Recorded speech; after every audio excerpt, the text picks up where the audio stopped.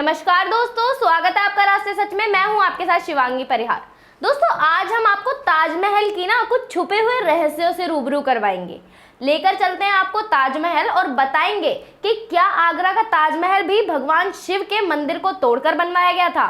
जिस ताजमहल को आप ताजमहल कहकर बुलाते हैं, क्या वह तेजा महल था? आपको इन तमाम सवालों के जवाब हम देंगे। जी हाँ, इलाहाबाद हाईकोर्ट में एक याचिका दायर की गई है जिसमें अदालत से ताजमहल के मुख्य हिस्सों में स्थित 22 कमरों को खोलने की मांग की गई है, जहां शिवलिंग के होने का दावा किया जा रहा है। इस याचिका के मुताबिक ये कमरे अंग्रेजों के जमाने से बंद हैं, जिसमें हिंदू देवी देवता और शिलालेख हो सकते हैं, जिनका उल्लेख पुराने दस्तावेजों में किया जाता है। इसी याचिका में यह भी लिखा है कि यमुना के किनारे स्थित ताजमहल अभी जहां है, वहां वर्ष 1212 में राजा परमद्विदेव ने भगवान शिव का मंदिर बनवाया था, जिसे तेजो महालय या तेजो महल कहा जाता था। हालांकि आर्कियोलॉजिकल सर्वे ऑफ इंडिया के मुताबिक ताजमहल का निर्माण 5वें मुगल बादशाह शाहजहां के शासककाल में हुआ था, और ये बात तब की है जब शाहजहां की पत्नी मुमताज महल का निधन हुआ था।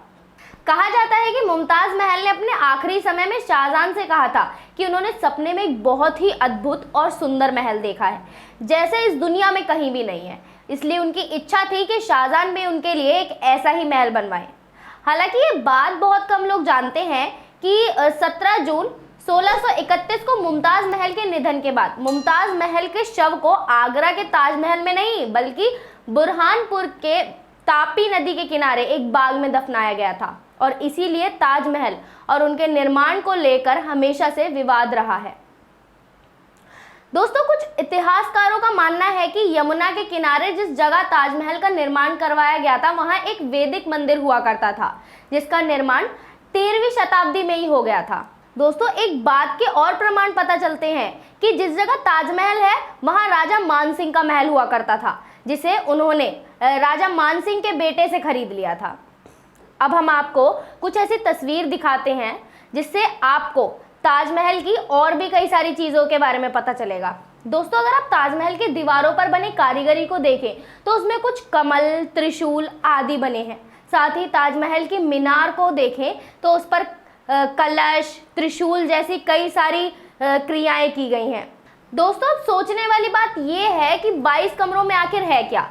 ये तो हमें भी नहीं पता कि 22 कमरों में है क्या, लेकिन जैसे उन्हें खोलने की पिटीशन फाइल कर दी गई है, तो कहा जा सकता है कि शायद ताजमहल की उन अनसुनी बातों को हम जल्द ही मिलेंगे, जल्द ही वो हमसे रूबरू होंगी।